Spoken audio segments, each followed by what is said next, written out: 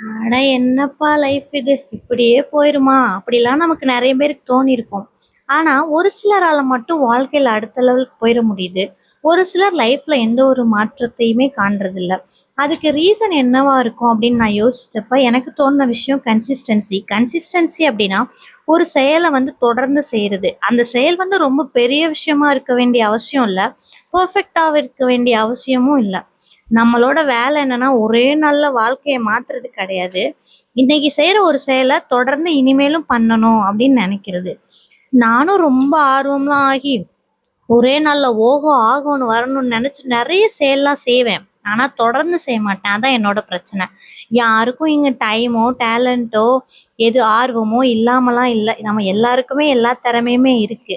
ஆனா நம்மளோட பிரச்சனை என்னன்னா, ஒரு விஷயத்த தொடங்கிட்டு அத தொடர்ந்து செய்ய மாட்டோம். இன்னையில இருந்தாது நாம ஏதாவது ஒரு செயல தொடர்ந்து செய்றதுக்கு நம்ம மனச வந்து பழக்கப்படுத்திக்குவோம். ஏன்னா சக்சஸ்ஃபுல்லா வாழ்றதுக்கு டேலண்ட் தேவையில்லங்க. கன்சிஸ்டன்சி தான் வேணும். என்ன நான் சொல்றது?